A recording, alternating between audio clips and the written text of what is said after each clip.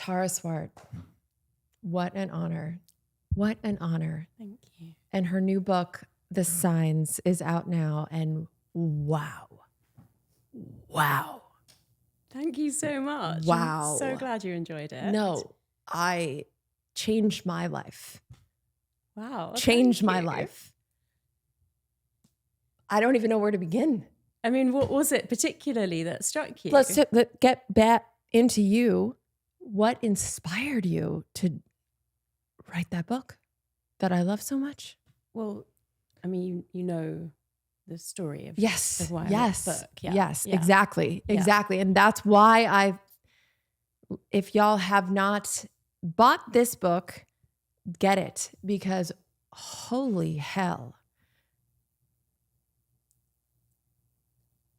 Was there anything in particular that you really liked about it? Yes. Page 67, do you recall?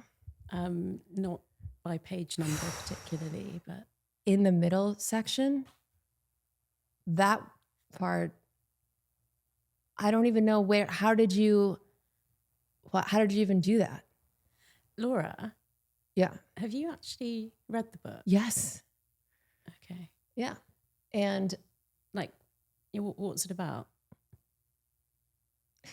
The signs. Yeah. Yes. Yeah. And that is why I think people don't talk enough about signs. Laura. They don't. Laura, you haven't read the book, have you? You know, I've come all the way from London to talk to you about my new book, which you said you'd read or would read. I read it. You don't seem to have any idea what it's about. It literally is about you and signs and making signs and how you learned how to make signs as a little girl. Okay, Laura. With your mom. Laura, piss off.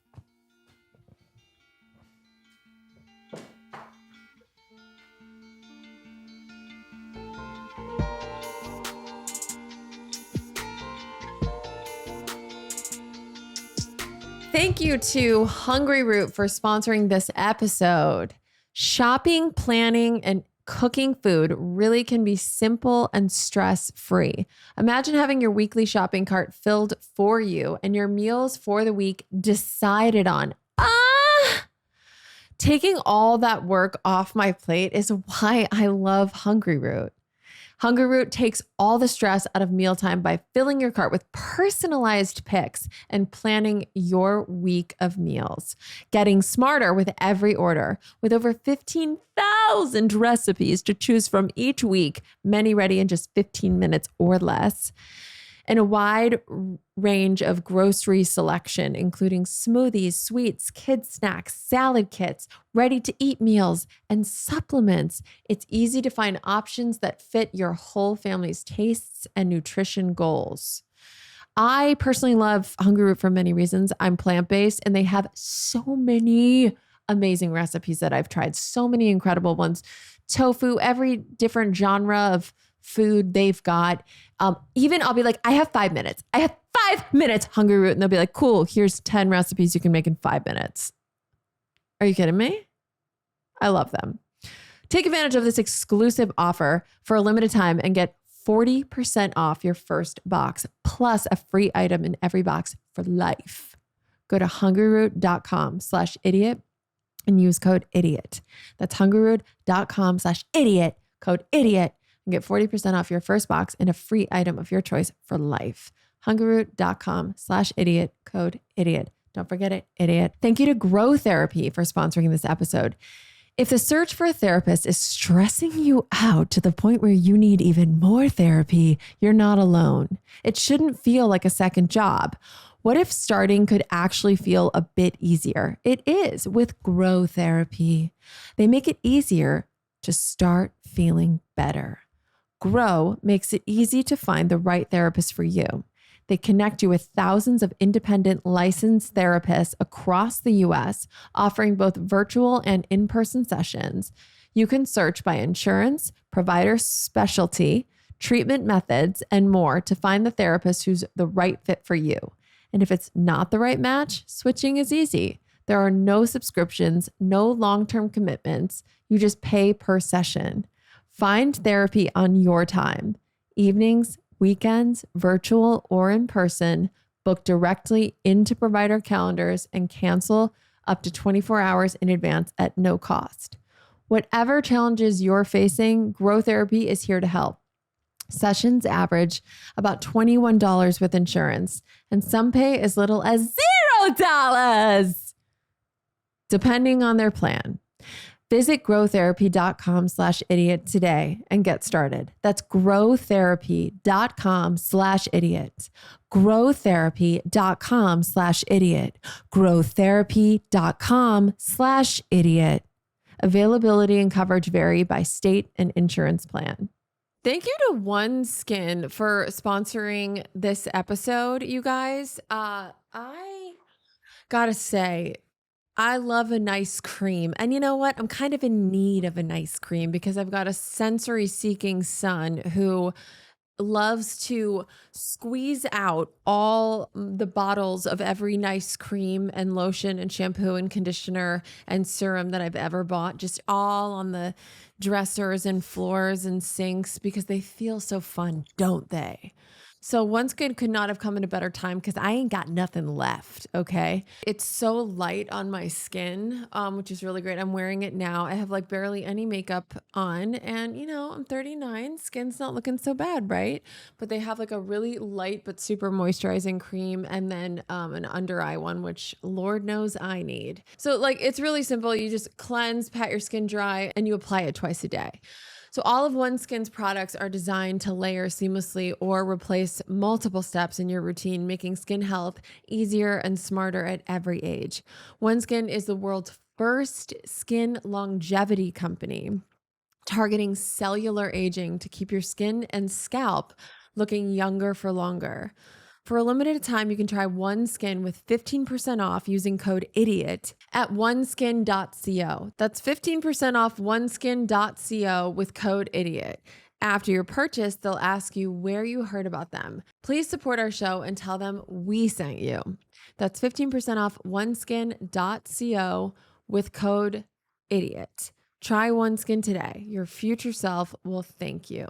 Oh, I love your shoes. I You like bought my some Keds when I was in Maine on holiday Really? at like the dollar store. Wait, really? Yeah. I feel like I'm the only one that wears Keds. I've been wearing Keds since I was 11 years old. Really? All that time? And I've never stopped. And I'm 30. I just turned 39.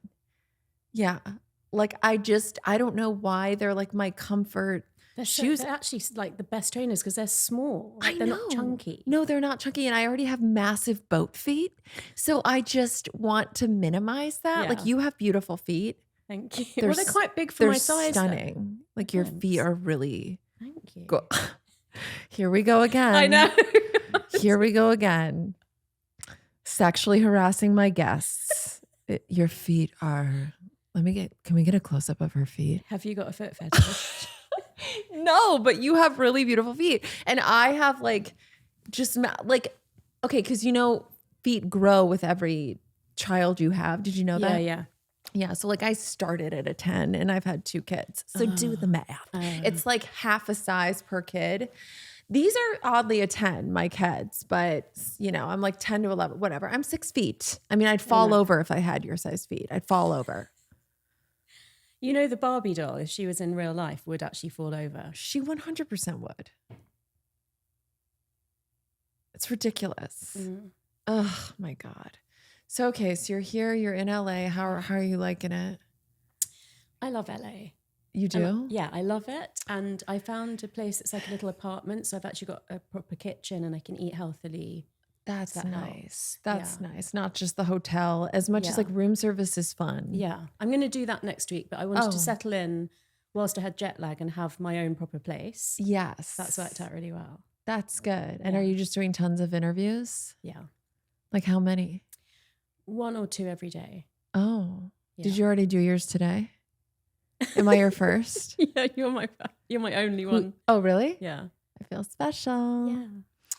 I don't really like to do more than 1 a day because you know I really like to give my full attention, and I have done 2 and it was fine. But I think when I get onto the third, I feel like, what did I say to Laura? What did I say to that person? And I just get kind of, Yeah. They say you can only have really 3 or 4 truly productive hours in the day. Like the 8-hour workday is kind of dumb. What are your thoughts on that? It's a long time to be productive, especially now that we've got such short attention spans. Yeah. So like when I was writing the book, I went for a walk with my friend Dr. Rupi, he was finishing writing, and he said, you know, I do 20-minute blocks and then I go and do something creative, like I cook or I design my dream home or whatever. And I thought 20 minutes, 20 like minutes. Nothing. Yeah. It's like one I sat down and started to write. I couldn't concentrate for more than 20 minutes. He was totally right. By the end of the year, I was doing like 6 hours straight. Okay. But I had to retrain myself to do that. And is that because of social media? Yeah. It literally is, right? My brain is rotted. I mean, I'll like doom scroll at night, you know?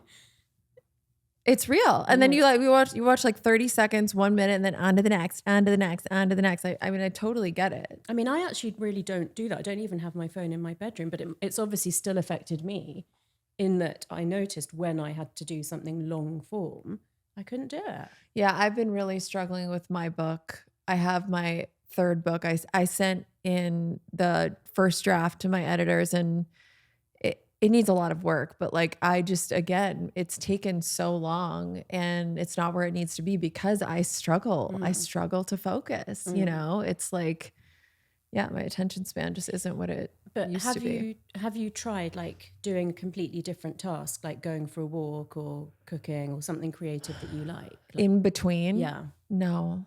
That could really help. I just sit there and cry. Yeah. By the way, are we rolling? Yeah. No. This is it. No. Yeah. Yeah. This is it. Yeah. And thank you guys so much for joining. This was so great. Thank you for coming. Okay, bye. Bye. Yeah. Can you imagine? Someone needs to have like a 5-minute podcast because after all, our attention spans are fucked. And then you'll just talk really, really fast. All right, tell me about the book. But I know come on. I heard about this new thing that's like 2-minute episodes. Oh, really? Like a soap opera. Literally 2 minutes. And then it's so addictive and people are just like buying hundreds of episodes. Wait, is that the thing?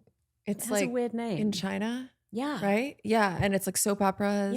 Yeah. I feel like I came across one on TikTok and it was terrible, but I couldn't stop watching. Exactly. Yeah, exactly. There's something really good about really bad. Yeah. Content. Let's not do that here though. No. But thank you for coming. Oh, yay. It's my pleasure. Yay. Tell me about your book. What inspired your new book, TheSigns? Well, it's a long backstory, which I have kept private for a long time because, as you know, I'm a very private person. But I was inspired to write the book by the passing of my husband. And so because that's mentioned in the book, I decided that it was the right thing to do to come and speak to people and make that story be known so that it didn't just come as a complete shock when the book comes out in September. So basically, it's about the journey that I went on to navigate my grief. And the central sort of sections of the book are about reconnecting with your senses, with your intuition, with creativity, with nature, and with community. And I would say that those last two, my tribe, my inner circle, and time in nature, because I couldn't do much else at first. So the only thing I could really do was walk outside. And I started spending like longer and longer doing that. And I could really feel the benefits on my mental health. Mm-hmm. And I just also wanted to say, I realize I'm in a really privileged position of having like so many close friends. And I don't know how I would have managed if I didn't have that. And I partly wrote the book because I realized that that's not a given for everyone. You know, there are so many people who are lonely, who feel lost, who feel really disconnected from themselves, their purpose, from a wider group of people, from the universe, you know. So yeah, that's the sort of fundamentals of the book. But it, you know, I do receive signs from my husband, like white feathers, and his name was Robin. So whenever I see a robin, I feel like it's a message from him. And I'm even really into angel numbers now. So yeah, it's changed everything for me. Wow. Wow. So wait, how would you define intuition? Well, I've come up with a new definition of intuition in the book because I think even the last time we spoke, Yeah. I think we probably did speak about how as a comedian, you've got to be very intuitive and like rely on your instincts and kind of be very present and respond like that. But I feel like, including myself, the narrative was that intuition is a mental thing. And what I've really realized through processing grief is that just as trauma is stored in the body, you know that really famous book, The Body Keeps the Score? Yeah, I haven't read it, but it's I've about heard of it. PTSD and how basically there's a limit to how far talking therapy can go for people, and they need to actually do something physical to release trauma from the body. Got me to thinking that, you know, you can't remember everything that you've done in life, all the life lessons that you've picked up, but that wisdom could be hidden in your body as well as your mind. So just in the same way that trauma is hidden in your body, why couldn't positive wisdom be held in your body? And the way to access both of those is through what are called somatic therapies. So anything to do with your moving your body, like massage, dance, drumming, chanting, humming, Yoga? art therapy, yoga. Yeah. Walking? Okay.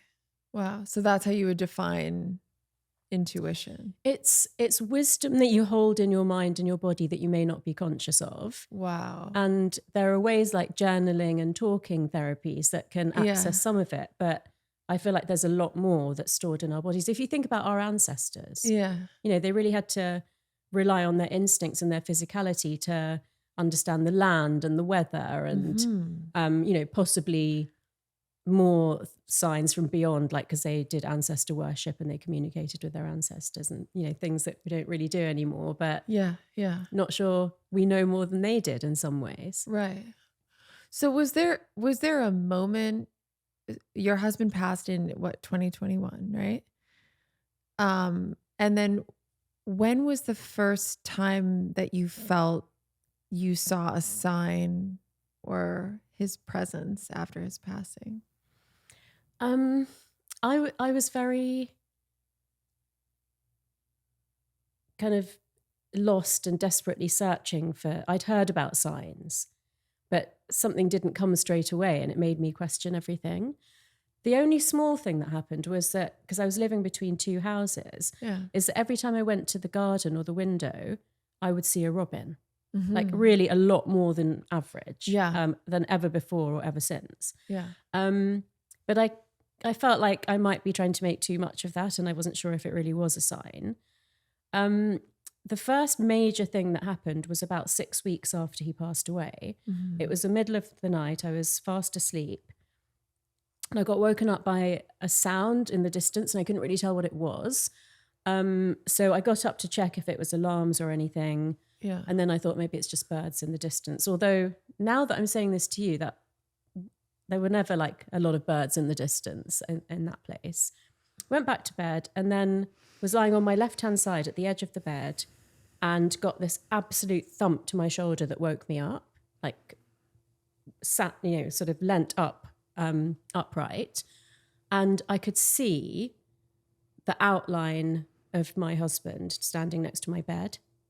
And he became clearer and clearer as if he was trying to push himself through to be seen. And,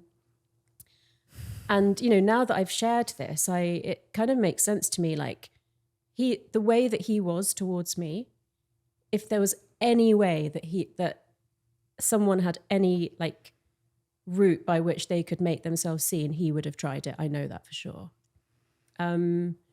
So I was kind of like shocked and transfixed. A little bit afraid, but then I thought, oh my goodness, I'm seeing him, like this is amazing. And then he just dissolved from the top down. And I actually gasped out loud and I fell back asleep. And I woke up in the morning and I Googled, is it possible to see a loved one that's passed away?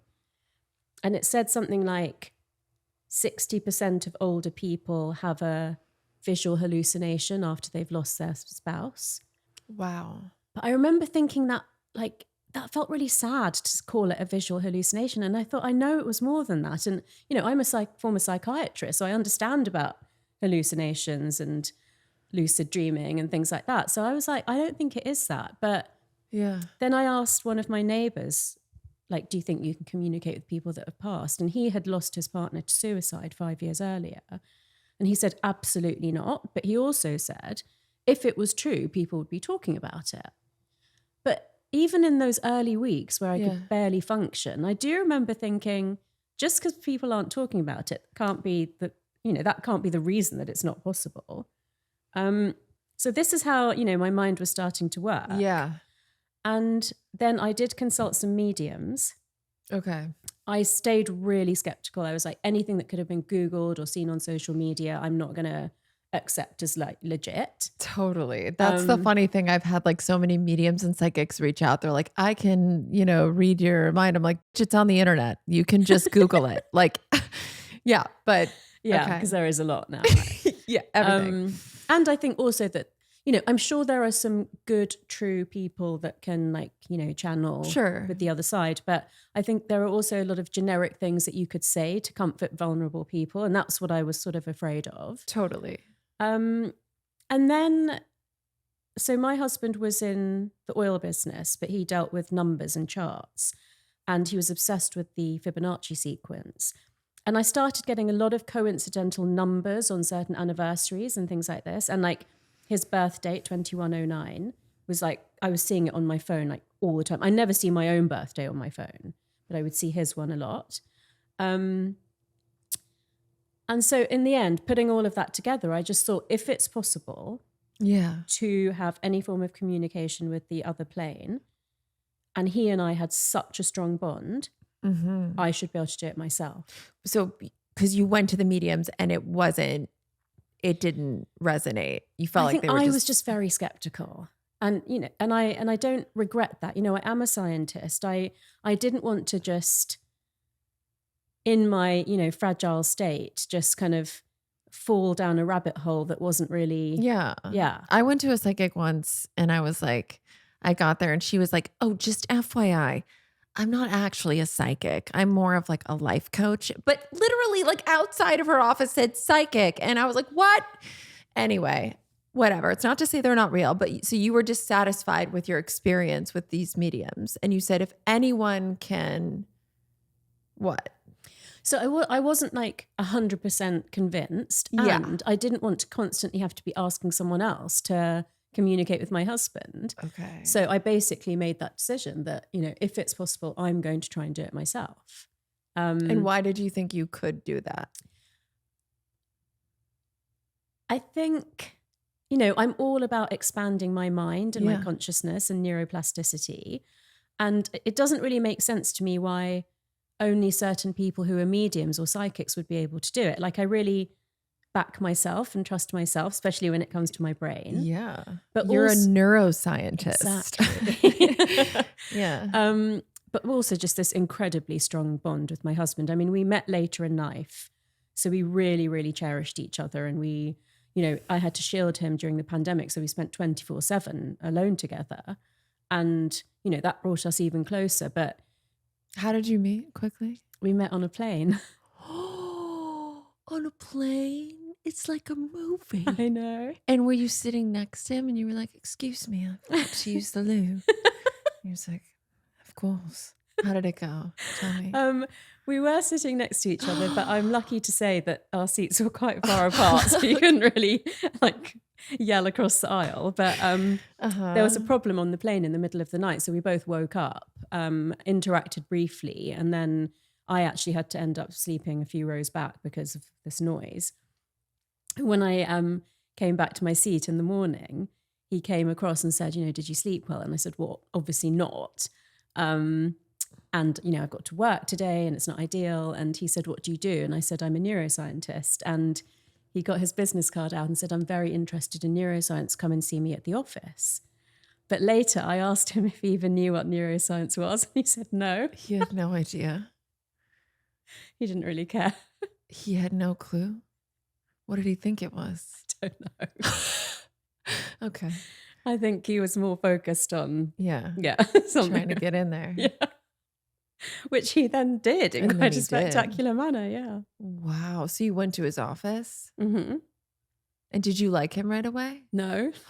Isn't that so interesting? I hear that about like the really, because I'm very skeptical of any and all relationships. I've had the most intense divorce. I don't know how much you've, Yes, well, last time you were going through it. but my point is I'm just like skeptical, right? And but I hear a lot from like long, healthy, happy life partners or relationships that oftentimes you don't get that crazy, with the unhealthy relationships, you get the like crazy butterflies and and with super healthy ones, oftentimes you don't. It builds naturally. So it sounds like maybe that's what happened with you guys. You didn't like him right away. Well, he liked me right away and pursued me for several months, but Several months? Yeah. And you were just like platonic? You didn't? It sort of, it changed over that period of months, went from being kind of just meeting at the office or him buying my book and me signing a copy of it to a business dinner to, I mean, it was quite a long time ago. I'm not, well, I know, I remember the moment that it changed. I went to the States for 3 weeks, as I often do twice a year, teach at MIT and everything. And when I'm here in the States, I try to pack in as much as I can, obviously. And it means I'm super busy. And I kind of have this, I'm a very, very loyal friend and I spend lots of time with my friends. But when I'm in the States, I'm kind of like, you're just not going to hear from me for 3 weeks. And so he had been, either texting me or emailing me or something or other every day. So I said to him, do not email me, text me or call me at all for the next 3 weeks. And then I flew off to Chicago at this point. He later said that he like almost got on a plane to Chicago the next day. And I said I would have freaked out if you did that. I'm tingly. Okay. So I didn't hear from him and I didn't really notice because I was super busy. Then on my last night, I was in New York and I got a message saying, I think you're back this weekend and I'd really like to see you. And that's when I thought, okay, this man is serious and maybe I should give him a chance. And he actually said to me, it was like a light switch. He went from being rather unkind to being the warmest, most loving person I've ever met in my life. When was he rather unkind? He said I was. Oh, I see. Funny. Yeah. Because you made that decision. I decided to give him a chance. And then obviously he was the right person. So it kind of, the relationship. Yes. And I love that. And so that was several months. And you had been in a marriage previously. So I'm sure you were skeptical. I mean, it was 7 years after my marriage that I met him. Okay. And then it was 9 years between actual marriages. So, we got married a couple of years later. Wow. So it's a long time. Okay. Yeah. And I think I was still carrying some baggage, which made me kind of want to protect my heart. Of course. And I actually remember a London taxi driver giving me some advice and said, don't bring your baggage into this new relationship. And I was laughing internally that this guy was randomly giving me this advice. Yeah. But I took it on board. And I remember one day standing in the garden, we must have been about 6 months in, thinking, I have totally and utterly fallen in love with this man. And that means that he could now break my heart. And I promised after my divorce, I would never, ever let that happen again.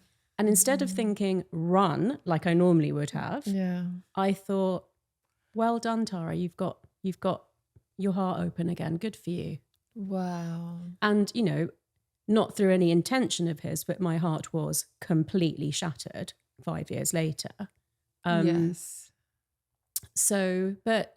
I don't regret it at all. I had like the most amazing love and marriage, and it's very, very sad, but I have to go on like for his sake now as well. Okay. So then he passes and you start seeing robins in the window. You go to the medium, you're unimpressed. You say, there's no reason I can't learn how to communicate with him. And so what was that process? I would say that it was kind of like learning a new language. So it was, at first, there were just glimpses of that this is possible. I also opened up a conversation with people. So I started telling my friends, this is what's happening for me. And everybody validated it with a similar story of their own, which I was kind of surprised by. And Right. So Yeah. you're like, nobody talks about it, but yet I have an experience. Have you? Yes. Yeah. I mean, I really haven't met anyone that hasn't. Have you shared yours? Do you want to share? Yeah. So my cousin, her and I were very, very close, and she passed away. And we were just very, very close ever since we were little kids. She was a few years older than me. She would always do my makeup at family parties, and we just got on so many ways. Beautiful, intelligent, funny, all the things. And anyway, I was just missing her one day shortly after she passed. And I remember I was like laying in bed and I just wanted to talk to her. And then I thought, well, maybe I just will. And so I just started talking to her. I was like, in my head, just, how are you? And she was telling me that she's okay. And we were updating each other and just having this interaction. We were just having this conversation in my head. Yeah. And then I was like, well, of course I'm having this conversation with her because I know her and I know what she would say. Is it that? But then it just felt different. It felt like she just kept reassuring me that she's okay and she's actually great and that she feels free, that she just is not in pain anymore. Like, it was so strange. And then and this sounds so crazy, but I'm sure it doesn't, like the bathroom light flickered. The bathroom light like flickered. Like I just was, is this real? And then it just, and I just knew it. Then I was like, that was her. She was just telling me like, this is, I know.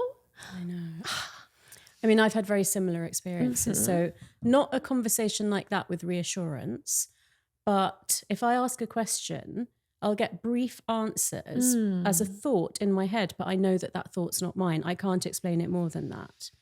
Sometimes the answers come so quickly that it would have been too quick for me to think of the answer. Is it him? It's him. Okay. It's him.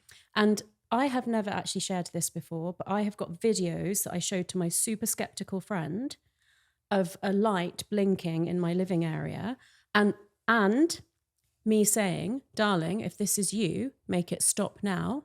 And it stopped. That's what? I know. It's wild. Yeah. And then you feel crazy. So I felt crazy. Like I never believed in that kind of thing before, right? And there was another time where I was really missing her and just struggling. And I was like, I cannot get my mind off of her. And like, why did this have to happen? She was so young. And I just thought, okay, I'll just go to this local Thai massage place. Like, I'll just go there.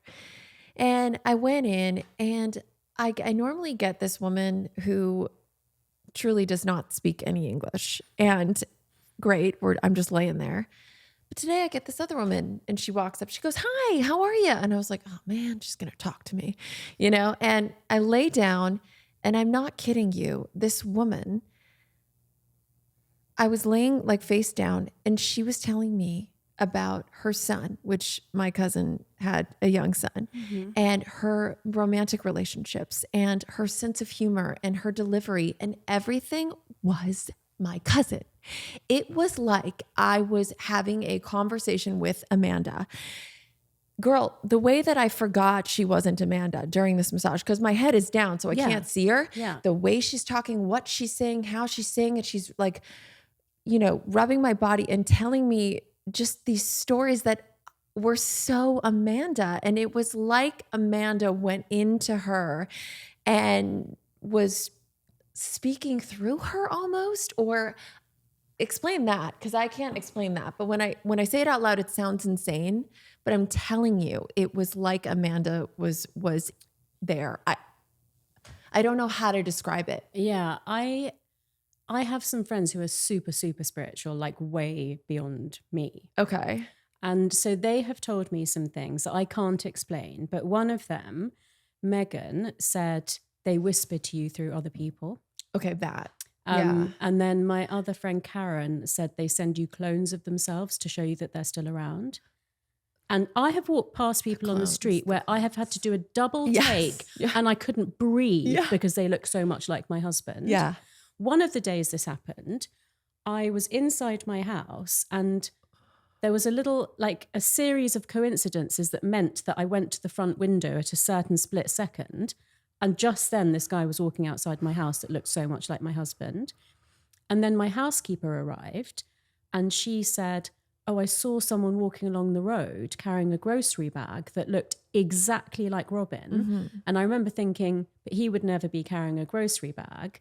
And then she thought, except if Tara asked him to, then he would go and do whatever she asked. Yeah. And then we tried to work out if it was the same guy. But she said, no, this one was definitely wearing a pink shirt. The guy I saw was wearing a blue shirt. Both colours that Robin would have worn. Yeah. So I can't explain those things. Yeah. And now, so I have seen quite a few of these clones, if that's what we're going to call them. But now we have particular numbers that are of significance to me, to us, I guess. There's one that quite a lot of people are aware of. 1111 is like twin flames. And in my previous book, The Source, I dedicated it to him as my husband, my best friend, and my twin flame. So 11's always been an important number for me. But more, since it took me about 2.5 years to get to the point where I feel like I can communicate with him at will. And it's, I don't have to wait a long time for answers and signs and things. And so 44 has kept coming up for me and I didn't know what it meant. So I looked it up and it's actually the one of all the repeating numbers that says your angels are protecting you and guiding you. And I mean, I see 1111, 1144, 1441 on my phone a lot. Yeah. But the day before yesterday, the day before my personal story first came into public, I was actually, as a little treat, just walking along Rodeo Drive and I saw so many building numbers and car registration plates. And my friend who'd driven me to there, on the way, I'd said, oh, look at that building, look at that building. And it was just crazy whilst we were together. Yeah. And how were you able to channel that? What was your process in being able to communicate with him? Really all the things that I sort of mentioned very briefly at the beginning, which is that having the psychological safety of my friendship circle and them sharing their stories with me as well. And I mean, on a regular basis now, I'll get a text message from a friend and it'll be a heart-shaped item or a pair of lions or a phoenix or the number 44 because what's the significance of the heart shape? So even before Robin was sick, I used to find like heart-shaped mushrooms and potatoes and I saw that. I mean, and I'm just a bit of a love bunny, so I like hearts and flowers and things like that. I remember once, this will make you laugh, it did not make me laugh at the time. I think it was the first or second Valentine's Day I was with Robin. He was really into cards. He'd usually get me more than one and it would be for like Easter, Christmas, birthday, anniversaries, everything. He'd gone to work and I opened this Valentine's card and it said, I love you so much, my butt fell off. Silly. I did not like that at all. Didn't like it? No. I phoned him up and said, I don't ever want to get a Valentine's card like this again. I like hearts and flowers and romance, not jokes. You don't like that. No. That's hilarious. He thought it was it. so funny. That's funny. Wow. So have you been met with a lot of skepticism around? Absolutely not in my personal life. And I just wanted to add in that Robin was quite a lot older than me and he had a background in the army. So his friends are very like old school British, army generals. And even all of them have like shared that, yes, someone in their families had a story like that. And they've been like so supportive. So to me, that's almost like the most skeptical group for this kind of thing. Right. And even they have said, we have stories. Yes. That's really interesting to me, the clone thing. So they send clones to let you know that what? That they're still around. Where are they? There are several words that we could use for that, right? So I think it basically, another thing I experienced really strongly when he passed away, so I was with him when he passed away, is that within seconds, I just had this very strong knowing that the body lying there wasn't him. I didn't know where he was, but I absolutely knew he was no longer in that body. So the energy that is the psyche or the soul or the spirit or the mind, whatever you want to call it,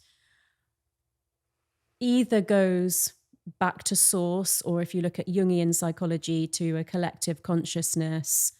If you believe in reincarnation, then potentially, into another life in the future. If you believe in that, that's possible. Yeah. Is it possible that what you believe in is then your reality?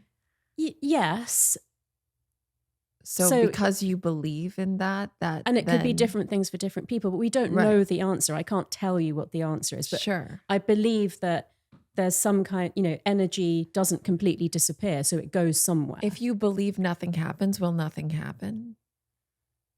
I mean, I felt like that at one point. I just felt so in despair, and I just gave up, and I thought everything I'd ever believed in isn't true. And that, when you die, they're just gone and that's it. And I felt so angry. Okay. But I think that's part of the grief process. And I can completely understand that if you feel angry and you feel like it was so unfair, how easy it would be to just like feel bitter and never let your life be like happy or good again. And I knew I didn't want that. I knew he wouldn't want that for me. It did challenge all of my beliefs. And, I grew up in a Hindu household, so I was told that reincarnation was absolutely a thing.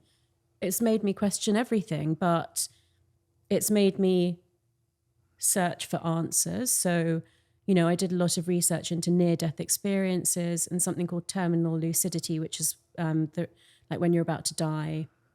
If you've got a very damaged brain, either through dementia or any kind of physical brain injury, how people who've completely forgotten who their children are can suddenly become completely lucid again.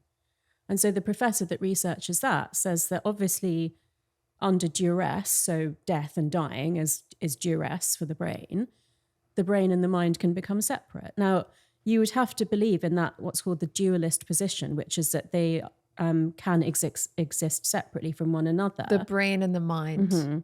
Or the soul or the psyche or the spirit, whatever you want to call it. You'd have to believe in that dualist position to believe that you can get signs from beyond, because you'd have to believe that the mind is somehow still existing somewhere outside of the body. And, although the modern day, what's accepted is a more materialist approach, which is that our thoughts and feelings and the mind emerges from the brain, can't exist separately from it. Neither is more provable than the other. And up until fairly recently in human history, most ancient civilizations take the dualist position. So I think it's interesting if you think really in the existence of the universe since the Big Bang, different types of humans like Homo erectus have lasted for a tiny percentage of the time that the universe has, been known to exist. How are we so arrogant that we think that we know everything right now more than any other type of human ever before? Totally. So I just think there are a lot of questions that don't actually have answers. I mean, yeah, even the fact that the universe is constructed on space-time is not provable. And there are amazing professors like Donald Hoffman that say consciousness is actually the construct of the universe, not space-time. Not space-time. Yeah. Wow. So reincarnation could be real. We just don't know. Nobody actually knows. Professor Jim Tucker at University of Virginia, he took over the research in that department on past life memories. Okay. So they usually only do tests on children that are under the age of 5, because after the age of 5, you can be influenced by, what your family tells you or what you see on the internet or whatever. So trying to keep it as pure as possible, they do examine children who claim that they remember, a different mummy or a different lifetime. I was just going to tell you, you should talk to my daughter, because since she's been 3 years old, she says, Mommy, when you were a baby, and she tells me stories about when I was a baby, and I never, it's like, you don't take it seriously, but then it's so wild the way she goes into this detail about when you were a baby, you were so loved in your little brown house. And all I do was think about the fact that I have this kitchen living room that's all brown wood walls and just light browns and dark brown. It's just, odd. She's never been there. She's never been to my house in Chicago. It's just strange things like that. And then I'm like, oh, maybe she's just, I don't know. It's very strange. But she talks about stuff like that, about like when I was a baby or when I was young, or she'll say like when I was your mother or things like that. Yeah. Wow. It's just interesting. Yeah. Because I'm like, okay, tell me more. Yeah. Yeah. Yeah. And I think, there's a way to shut down that conversation and there's a way to be okay with it. And I think this is the choice that we all need to make now. I feel like there are such taboo conversations that don't need to be taboo. If people think you're crazy for it, does it actually matter if it brings you meaning and joy? Thanks again to Hungryroot for sponsoring this episode. Shopping, planning, and cooking food really can be simple and stress-free. Imagine having your weekly shopping cart filled for you and your meals for the week decided on. Taking all that work off my plate is why I love Hungryroot. One of the reasons why. Hungryroot helps you save by reducing food waste, avoiding impulse grocery buys, and skipping last-minute restaurant takeout. Their best price program ensures you get great value and over 100 popular products. And with my offer, you'll get a free item like a premium protein, veggie, or sweet treat in every box for life. With kids going back to school and needing to get into the swing of routines again, Hungryroot's quick recipes are a savior on those busy weeknights. And I love the kids snack section where I get easy snacks to throw in the lunch boxes. Hungryroot is great. I love it. They bring it right to your door. It's so convenient. And I make stuff that I never normally would have made because of Hungryroot. If you're in a rush, you can make things quickly. If you have time, you can make things longly. Yeah, I said longly. I made up a word. Get over it. Take advantage of this exclusive offer. For a limited time, get 40% off your first box. Plus, get a free item in every box for life. Go to hungryroot.com/idiot and use code idiot. That's hungryroot.com/idiot, code idiot to get 40% off your first box and a free item of your choice for life. hungryroot.com/idiot, code idiot. Thank you to Grow Therapy for sponsoring this episode. If your life feels insane, what if talking to someone could actually help? Not to fix everything, just shift something with Grow Therapy. You can find a therapist who takes insurance and get started in as little as 2 days, not weeks, not months, 2 days. Grow Therapy makes it easier to find the right therapist for you. They connect you with thousands of independent licensed therapists across the US, offering both virtual and in-person sessions. You can search by insurance, providers, specialty, treatment methods, and more to find a therapist who's the right fit for you. And if it's not the right match, switching is easy. There are no subscriptions, no long-term commitments. You just pay per session. Find therapy on your time, evenings, weekends, virtual, in person. Book directly into provider calendars and cancel up to 24 hours in advance at no cost. Whatever challenges you're facing, Grow Therapy is here to help. Sessions average about $21 with insurance, and some pay as little as $0 depending on their plan. Visit growtherapy.com/idiot today to get started. That's growtherapy.com/idiot. growtherapy.com/idiot. growtherapy.com/idiot. I'm just kidding. Availability and coverage vary by state and insurance plan. Thank you to OneSkin for sponsoring this episode. Y'all, OneSkin, I love, my skin feels so soft, okay? It feels like a baby's ass. And that's all I want, is my face to feel like an ass of a baby. That's it. That's all. Is that too much to ask? Not for OneSkin, okay? Not for OneSkin.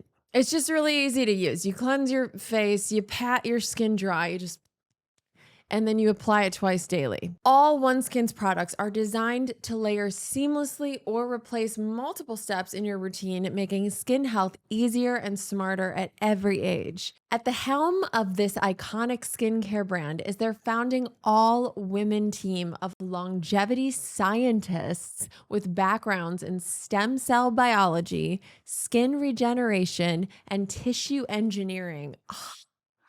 Certified safe for sensitive skin, their moisturizers are free from over 1,500 harsh or irritating ingredients, dermatologist tested, have been awarded the National Eczema Seal of Acceptance by the NEA. OneSkin is the world's first skin longevity company, targeting cellular aging to keep your skin and scalp looking and acting younger for longer, because we all want a young looking scalp. For a limited time, you can try using OneSkin with 15% off using the code IDIOT at oneskin.co. That's 15% off oneskin.co with code IDIOT. After you purchase, they're going to ask you, where did you hear about us? Where? And please just tell them IDIOT sent you. That's 15% off oneskin.co with code IDIOT. Try OneSkin today. Your future self will say, thank you. I look hot. We're all in the pool maybe a month ago, and Alfie, Poppy, and I see a red dragonfly come, and it comes and it's just circling us, and Poppy and I are laughing, and oh my goodness, it's almost like it wants to sit on us. And then another one comes and it just won't leave us alone, and then another one comes. And so there's 3 big red dragonflies, and they'll come here and there. They'll just kind of come, fly by, and be done. But in this time, it was just very strange the way there were just these 3 red dragonflies that wouldn't leave us alone.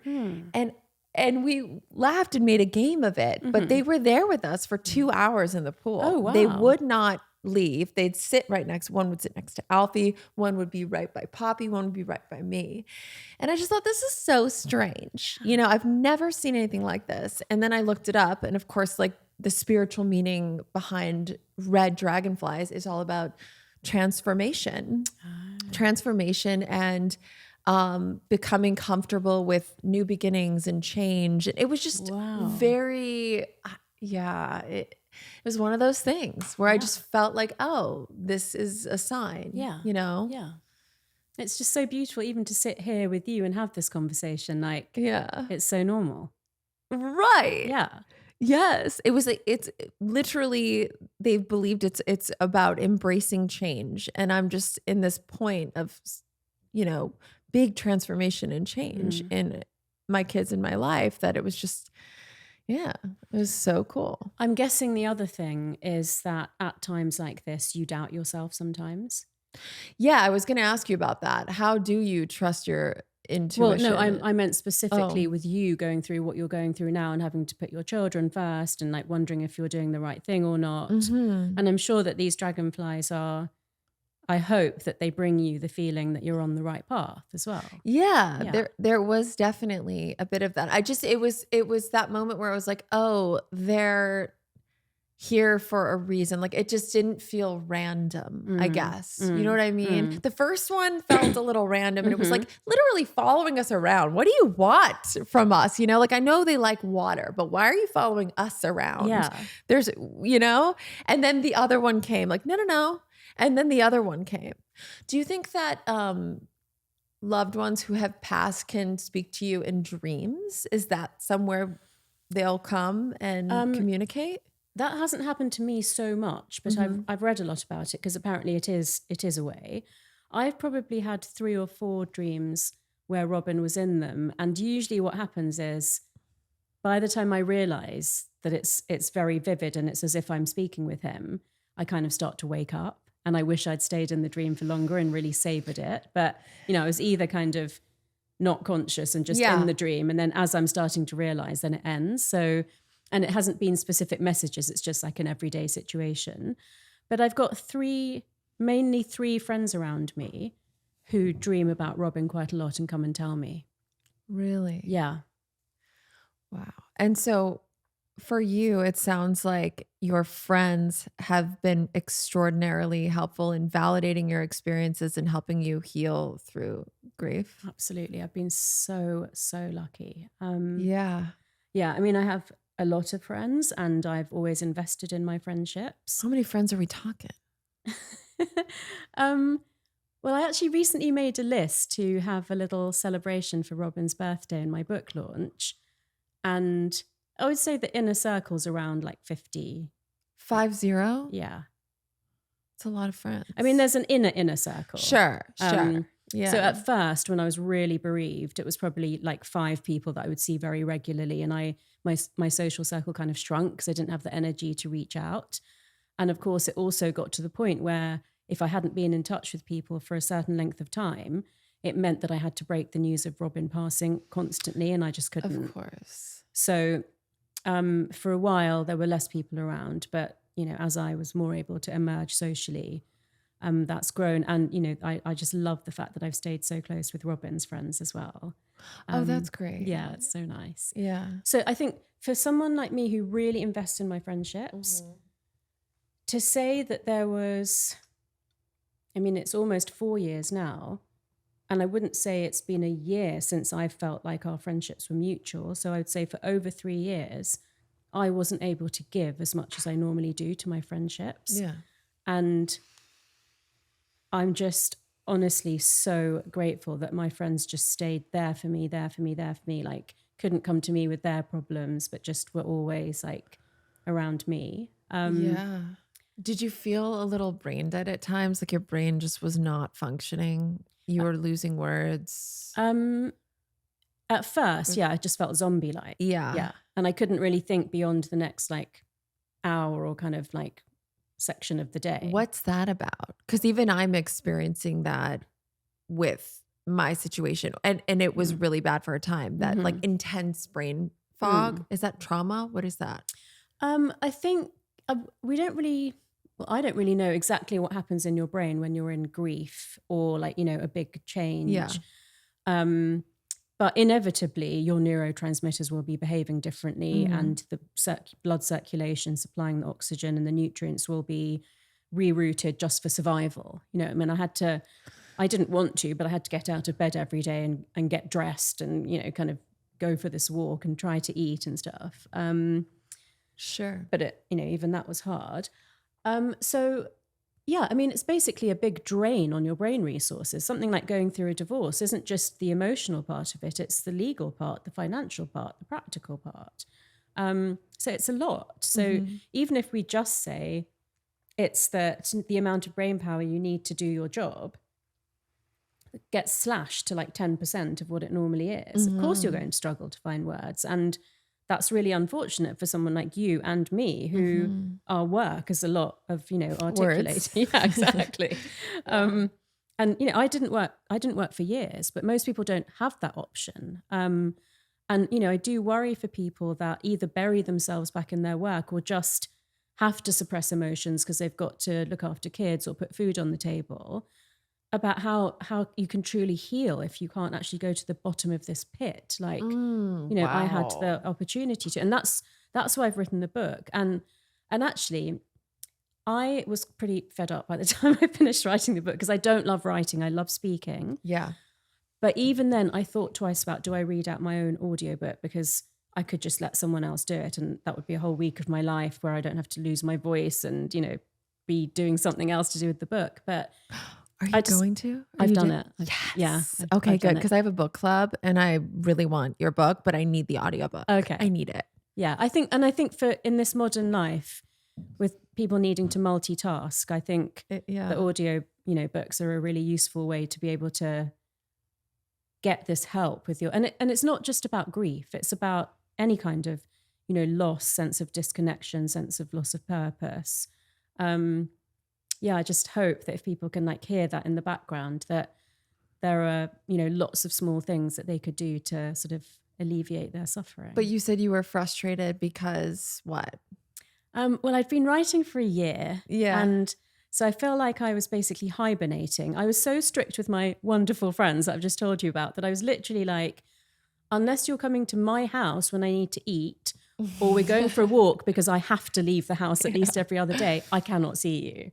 And, everyone was like so understanding, but kind of, I think, missed me quite a lot. Yeah. And I had to be so disciplined, but I was just literally in my onesie or my tracksuit, and the local restaurant across the road, who Robin ate there for 20 years. They're very good family friends, would literally make me soup in a jam jar and just say, just come and take it and go. We don't even need to talk to you.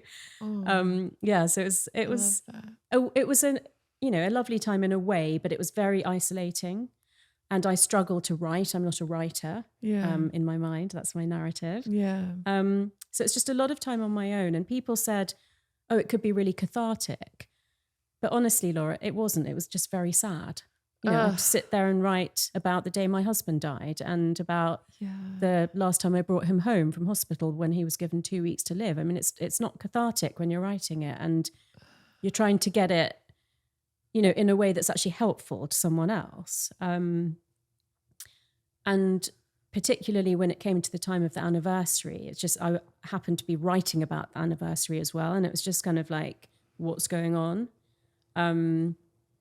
But, you know, I feel relieved that I've finished writing it now and I'm excited for it to be out. And I love speaking about it, like with people like you. Yeah. In the book, you have other people wrote in stories too, right? So tell me some of your favorites. How did you know that? Because I watched another interview you did. Yeah. So the point about that is how did I know that? Yeah, like you're psychic. Yeah. So I think one of the things that's really important to say is that if it was only me that was coming here saying, I get signs from my husband who's passed away, that wouldn't be very convincing. It's the number of other people that I have personally heard from who I know. And also now that my story's out there, you will not believe the number of DMs I've had from people saying the same kind of thing, which I'm also super grateful for. So I said to my publisher, I could get 10 stories. I could get at least a story for each chapter like this, just from my friendship group alone. And they actually said, well, we don't think that's very convincing because it's your friendship group. It's confirmation bias. Sure. So they challenged me to get stories from people that I don't know. So you're just walking up to random people in London like, no. Hello, you ever communicated with a dead person? Your English accent is so good. Weren't we going to do the interview with me in an American accent and you in a British one last time? Oh, should we? We should. I really think we should. All right. So how did you get those strangers to agree? I'm not going to do an American accent with the rest of it. They weren't complete strangers. So if I met someone once, like for example, I met this documentary maker called Gemma. Met her once for a coffee. She asked me to do some filming with her. And then the second time I met her, I shared that I'd lost my husband. And she immediately said, oh, my father passed away 10 years ago and my mother says she's closer to him than ever before and that she asks for unmistakable signs and she gets ones that are so quirky that you couldn't make it up and it's just something that was between her and her husband. So I obviously then asked Gemma to write a story. I mean, one of them was, I was actually in South Africa and through a friend, I met someone who had a similar story. So I asked him to write one, but she also said there's somebody else who was like a professor at a business school. So, you know, not the kind of person you'd think would have a story like this. Sure. Yeah. And I never even met him, but she put us in touch and I asked him to write a story. I randomly met a recent widower when I was on vacation in Reykjavik, who had a similar story. And so all these people, you know, they don't even know who I am or whether this book's going to be like any, you know, have any kind of impact or not. And they gave their stories. I think when you experience something like Signs, it's so profound. It totally changes the way that you live. And I think it makes you engage in life in a different way. A little bit like people who've survived near-death experiences become more compassionate and they see the connection between everyone and they don't fear death and they're less materialistic. I feel like people who've received Signs, they obviously believe in something greater. And do you call that God? Not necessarily. I think it could be God for some people. Do you believe in a higher power? I believe in something greater. I don't know what it is. Yeah. Samesies. Yeah. Samesies. But so with signs, are these all signs from loved ones who have passed, or are there also just signs from that higher power, from that something greater? Because like the dragonflies, what was that? Yeah. That to me, that was God or something greater, kind of like giving me this sign, like you're okay. You know? Absolutely. So, Because I think even if you have not lost anyone, you can get signs. yeah. Yeah. So, like, for example, when I was in early recovery 14 years ago, I went to this LGBTQ meeting in West Hollywood, and I was like 20 days sober, maybe. And after the meeting, this guy comes up to me and he's like, "You're new." He's like, "Let's go out to dinner. I want to take you out and read you some of the big book and of Alcoholics Anonymous." And I was like, "All right, why not? Sure." You know, like, I don't know anyone in the program. I'm trying to make sober friends. So we sit down at this little Thai restaurant and he pulls out this book, right? This big book. And he starts reading to me about alcoholism, but like really loud. And I was so embarrassed because people are just trying to enjoy themselves. And he's just like, "The doctor's opinion, alcoholism is a cunning, baffling, and powerful disease. Without help, it is too much for us." You know, and there's one who has all power, and that one is God. May you find him now. And I'm just like, oh my God, like this is so embarrassing. He's reading about this cunning, baffling, powerful disease of alcoholism. And I'm looking around cringing, and I see this woman, and she's just sitting there with a glass of wine, just kind of like staring and like side-eyeing. And I'm like, ugh. And I just felt embarrassed, whatever. Cut to 2 days later, I go to this random meeting in a parking garage. It was like there was a little room in a parking garage. AA meetings are weird. And I go in there, and I've never been to this meeting before, and it's at 8 a.m. And I look around, and there I see that woman. And we make eye contact, and I'm like, huh. And then she comes up to me after, and she goes, "I just want to say thank you because my doctor was telling me that he was really deeply concerned about my health. And you were my sign to finally get sober and get help." Oh my goodness. She heard because he's preaching this, you know, book around alcoholism and recovery and da-da-da-da. And she's sitting there with her glass of wine, and we had made eye contact. And at the time I thought, sorry about that, I'm like ruining your dinner, you know, but really she took that as her sign. And maybe she identified with you in some way as like a young woman that was kind of maybe similar. Yes. Yeah. But it's just, to me, like, that's so cool. And in the program that I'm in, we call it a God shot. That's what we call those moments, God shots. But those are essentially signs, are they not? Like, for her, that was such a clear sign. That was the sign she needed to take that step to, you know, get help. Yeah. Right? Yeah. And I think there's another way of looking at it that I've learned, not necessarily connected to signs, but in this journey that I've been on. Yeah. Which is when there's something that I'm afraid of, or it's a dilemma for me, or I'm doubting myself, and I like stress about it. Yeah. I feel like I actually delay the good outcome. So somebody who is not a close friend, just kind of like, you know, an acquaintance, once I said to her, "I've got this going on and I'm really stressed about it." And she said, "How is stressing about it helping you?" Yes. And she was really right in that situation. It was like there was nothing I was doing that was going to make it better. And I was just suffering by stressing about it. Right. So I actually decided to kind of really take that on and kind of just let it go. And as soon as I let it go, there was a good result. And I still need to learn to get better at realizing that in the moment. But that's come up as a theme for me many, many times, where, you know, I worry about something and it keeps like not happening. And then as soon as I surrender, it like becomes sometimes even a better result than I could have like wished for. So that makes me think there's a higher power that's more general. I don't, you know, I'm not saying that I think Robin is behind the scenes, like changing everything in my life. I believe he's there for me and that he wants me to be okay and move forward. But, you know, and equally there are other people around as well. So I did a bit of an experiment. The first time I went on Stephen's podcast, I actually admitted in public that I'd really wanted to be an actress when I was at school. You told me that. And that my father had said, over my dead body, "You're going to medical school." And my father actually passed away very shortly after Robin passed away. And then it was probably about a year and a half later that I went on Stephen's episode. And I put two and two together and thought, well, my father is now passed away. So maybe now it is okay for me to like pursue acting. And so I wrote in my journal, if it's okay for me to now consider doing some acting, then please, Daddy, send me the sign of I will bump into a famous actress. Completely forgot that I'd written that. Yeah. A couple of weeks later, there's a charity that I'm a trustee of, the Lady Garden Foundation.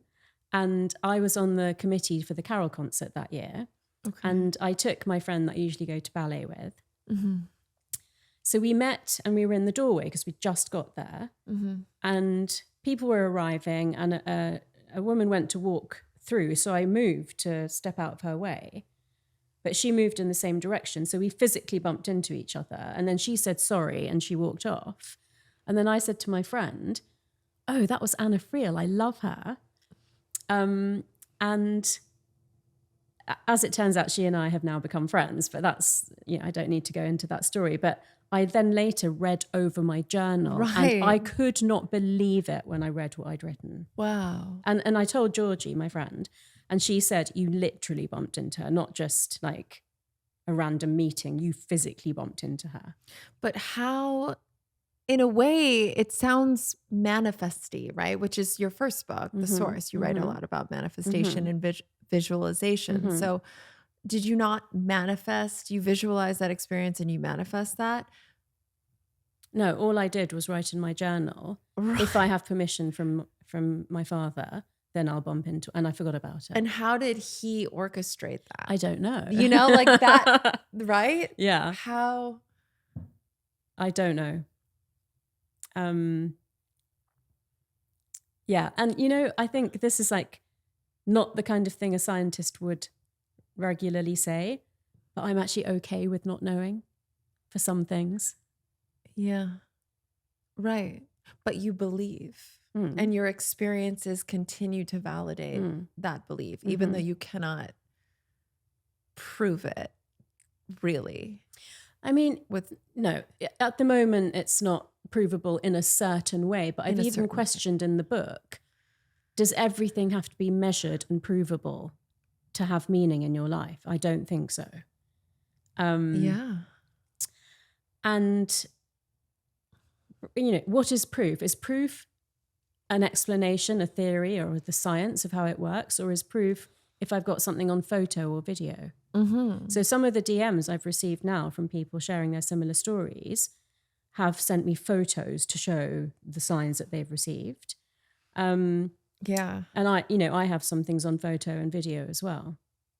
Or that I've witnessed with other people. So it's not just me coming and telling you all these stories, but if something happened, to us today, then that's true as well as I do. So is that proof? Does it make you fear death less, or do you fear death at all at this point? I'm not sure if it's really changed me. It's not something I think about that often. Except interestingly, I was reading The Untethered Soul by Michael Singer when we were on holiday in the Maldives in January 2020. What? That book? What is it about again? I feel like I've read it years ago. It's about a lot of things, but one of the things, the biggest thing that stood out to me was that the angel of death comes to take you. And most people will say, no, please just give me another week. I have so many things that I still wanted to do. Yeah. And the angel of death will say, but I gave you so many weeks. Why didn't you do those things? So it's about really living your life, right? Doing all the things that are important to you. And I thought a week was a bit drastic. So I remember having this discussion with Robin in the Maldives. And I thought, okay, if I knew that I had a year to live, what would I actually do with that year? Yeah. And I had the answer in my mind. And I said to him, what would you do? Yeah. And he said, I would completely give up working and spend all of my time with you. Oh. And that was exactly the same thing that I'd decided. Oh. So I think a really hard-hitting question like that makes you realize what's important in your life. And so then we went into lockdown, right? And it was just over a year and a half later that he passed away. But we spent all of our time alone together because I was shielding him. Wow. And do you feel like you were meant to meet? That was not a coincidence. You were meant to meet on that plane. Yeah. I mean, Yeah. it's so random.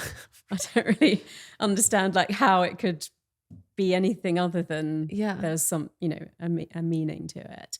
And, I often ponder about, he wasn't like into spirituality or manifestation or anything like that. I mean, he became convinced of it. You convinced him. Yeah. He had a vision board. He would never have done anything like that. But I did put images of healthy blood cells on the wall of his hospital room. Yeah. And when he was raging a temperature for a month solid, and he was on antivirals, antifungals, antibiotics, they were taking blood cultures to see if he was septic, and this temperature just would not go away. I put a picture of a Japanese snow monkey, like shivering to like visualize being cool. Wow. On his wall. And I think, Laura, that one of the things that really like rocked my world was that stuff didn't work when I needed it to the most. And, that was just devastating. So. Did it make you question everything? Yeah. It was like everything I believed. The biggest things I believed in, living a life guided by love and abundance and, like all the love I had for him. I mean, when he got his diagnosis, because there was a while that it was sort of between lymphoma and leukemia and we didn't know which doctor we were going to go and see. Eventually the lymphoma doctor said, it was a Friday afternoon. And he said, Tara, I'd like to speak to you, but I'll need to get Robin's permission to speak to you without speaking with him, which of course he gave immediately.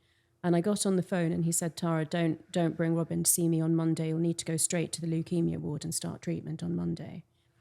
And I had to go around and tell Robin this. And his immediate reaction to that was, well, this has been the happiest 5.5 years of my life. And my response to that was, I love you so much. I wish it was happening to me instead of you. I wish I could take it away from you. And he said, I love you that much too. And that's why I really, really believe that I've got to do something with this precious life that I've been left.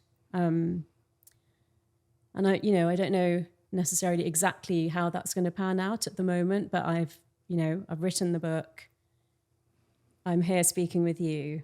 And I guess we'll see what happens next. Yeah. So like if you had 1 year left, what would that year look like? Wow. Oh, I haven't thought about that again recently. I know. I would definitely spend it with the people that I love. That would be the single, like, most important thing. Isn't it? Yeah. Isn't that it? Yeah, that's it, really. Like people go, how are you smiling right now, Laura? Like your life is a shit show. In certain ways, my life is a total shit show. Yeah. And I need to get better at feeling. Sometimes I do repress and I have the small kids. You have to put on a smile, you know? But I need to cry more.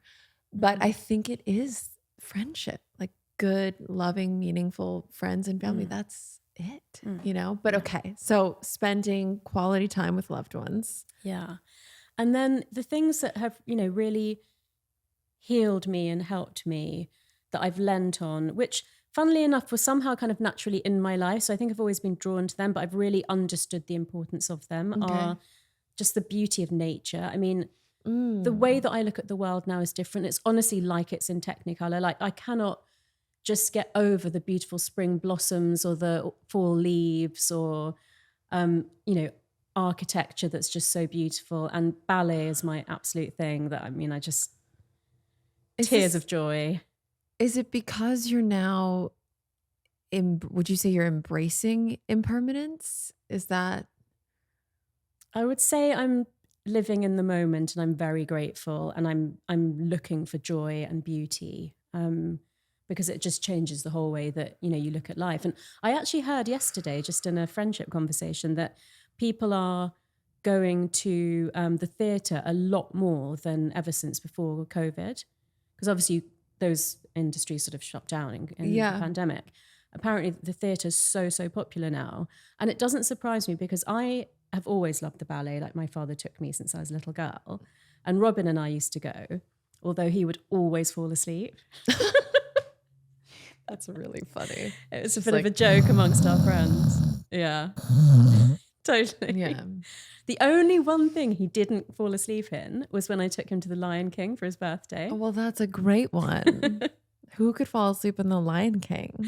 You know, I was slightly surprised that he didn't. But yeah, so I I support the arts and culture. I'm a friends of the Royal Opera House and Ballet. But I now have reminders in my calendar for when tickets come up for the next shows, and I'm just going to like everything that I can. Okay. Yeah, so that's one thing. But yeah, friends, nature, beauty. Why is nature so healing? They say it's like the vibrations, but explain that. I mean, I think there's a lot of things. So the field of research called neuroaesthetics, which is about how arts and beauty and nature and community contribute to our mental health, our physical health, and our longevity, say that nature is the palette that we've existed in since the beginning of humanity. That's beautiful. So it's one that we're very at ease, and we used to really walk around the savannah and kind of like look in awe and wonder at rock formations and, certain trees and things like this. Also things like bird song. Mm-hmm. Birds will only sing if they can see that there are no predators around. So in a really like primal way, bird song makes us feel safe. Oh, So, wow. yeah. So when we hear really birdsong, our cool. blood pressure goes down, our stress levels go down. Whoa. I mean, I personally just think like I love flowers. Yeah. So, just anything beautiful in nature. And we know that grounding, either with barefoot or moccasins in the sand or the grass or in like, fresh water. That's my son. So my son is 6 and he's nonverbal and he's on the spectrum, but he connects in the most beautiful ways and he lives outside. I mean, Does he? I'm telling you, and he never wants his shoes on and he'll go out and he'll just bury his feet in the dirt. He just wants the dirt. He doesn't want the toys inside so much. He wants the dirt. He wants to be outside barefoot.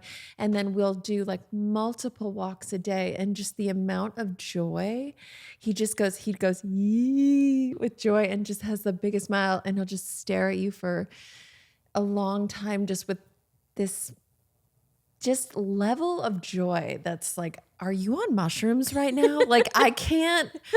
It's incredible, but it's really beautiful to watch. I remember you saying you go for these really beautiful walks. Every day. And sometimes multiple a day. I love them too, but yeah, we all do. I saw that he was saying his name and his age when you asked him the other day. Yes. Yeah. So when I say nonverbal, I guess you could say non-conversational. Okay. Yeah. So if you say, Alfie, how are you? He's not going to be like, I'm good. How are you? But he is able to express wants and needs now. Okay. So he won't, conversate, but he is able to come up and say, milk, please, or let's go for a walk. Or he had a loose tooth the other day and I've got this handyman at the house named Armando and he walks up to me and he takes my finger and he puts it to his mouth to show me that his tooth is loose. And he shows it and it's wiggling back and forth and he goes, Armando needs to fix. Armando needs to fix. That's amazing. Yeah. Or when it's raining and then it stops, he says, the rain is broken. The rain is broken. Oh. Yeah. I know. There's this amazing book I read called Horse Boy by Rupert Isaacson. It's a couple with a severely autistic son. And they live on a ranch, so they've got horses, and kind of the only real time that he's at peace is when he's riding this small horse. Yeah. And then the father does some research into the ancient Mongolian herds of horses, the wild ones, up in really remote parts of Mongolia. And they take a family trip. They go to Mongolia and they go in search of these shamans and these horses. So I think a connection with animals can be really healing as well. Yeah. But I think you should read that book. Okay. Yeah. Yeah, I should. I will. So nature, friendship. Before we move away from nature, just to give you the science, because I know you like the science. Yeah. Certain trees, particularly cedars and pines and firs, which you have a lot of around here, and cypresses secrete chemicals called phytoncides that actually trigger the release of natural killer cells in our immune systems. So there's a physical interaction that we have. Whoa. Yeah. And for instance, like I knew this before from being on safari, but the interaction with us is more latest research. But years ago, a ranger told me that if giraffes have been eating a lot of a particular type of tree, like say an acacia tree, then the trees that have been overeaten secrete a chemical into the atmosphere that tells other acacia trees in the vicinity to turn bitter so the giraffes won't eat them all. No. Yeah. So we knew that trees communicated with each other in a way. Yeah. And then more recently, we've understood more about how mushrooms and mycelium networks communicate with tree roots. But then, you know, if you add to that the trees are actually having a chemical impact on us, and that we share 54% of our DNA with mushrooms. Mushrooms are closer in DNA to us than they are to trees. Whoa. All of this is science that we didn't know until quite recently. You know, even being in LA and seeing the driverless cars, Yeah. like that was science fiction when I was growing up. Yeah. So I just think a lot of this stuff about signs, for example, it could just be something that we don't understand yet. And it's okay to experience it. It may or may not get explained via science in the future. But like I said, I don't need any more than the evidence that I've got for myself. You said before that you know, being a psychiatrist, you experienced thoughts that weren't your own, and that was what they would call schizophrenic, right? Or that was well, it's one of the signs or symptoms of psychosis. So did you question your sanity? Yeah. And did you go seek help for that, or? Well, I was able to diagnose myself, like yeah, right. or not diagnose, you know, not diagnose myself. Yeah, so I only you booked a session with yourself. Booked a session with myself. No, Tara. That's how very schizophrenic. It's just you in a mirror. Tell me about the last time. Laura, I'm not joking. I stood in a mirror once around the it's not actually funny. I honestly stood in front of the mirror and I was like, am I clinically depressed? And I need to run through the list of criteria. And the only one that prevented me from saying I was fully clinically depressed was where I asked myself the question, have you lost all enjoyment in anything in life? And I was like, no, I can still enjoy things. But when I saw my GP, so that was around the time of the first anniversary, I had 6 weeks of like constant low mood. And when you're in it, you feel like it's never going to end. And then one day I just woke up and I just felt a bit better. I mean, it was quite scary. The following year, when I saw my GP, she actually begged me to take antidepressants. Really? Yeah. She said, you have to go back to therapy, which I did, not straight away, because I was struggling a bit financially, but I did do that. And she said, just think about the antidepressants because it would take the edge off it. But I said, I'm not depressed, I'm in grief. Whoa. And she said, well, I think you're totally burnt out. You've got PTSD and you're in grief. And I'm very close to her and I know she really cares for me. And that just felt like a punch in the stomach. And because I remember thinking, you know, obviously I've said I've got very good friends, but without my partner in my life anymore, I felt like I only had myself to rely on, really. I mean, I just knew that for me, if I looked back and I didn't feel like I depended on my own resources to get through, I wouldn't be able to trust myself in future. And, you know, there are absolutely places and people where taking antidepressants is the right thing to do, but I just knew it wasn't for me. You knew it wasn't for you. I feel similarly. Like I'm not against them, but I just have never felt that they were for me, you know? Look, and maybe there'll be a time where you or I could benefit from them, but so far it hasn't been the right decision for me. And that was your intuition. It's just, yeah, I guess so. I was going to say it was just a strong sense of like knowledge of myself, but you know, the thing that, so this actually goes back to after my divorce where I started my gratitude practice. Oh, tell me about that. I'm a gratitude. Well, let's see if you're doing it the way that I used to do it or the way that I do. Okay. So I started writing the list, and it would always be friends, family, ability to travel. Like, it was always outside things. Okay. And eventually I just got bored of writing the same things. And I thought, what else can I, The trees. Yeah.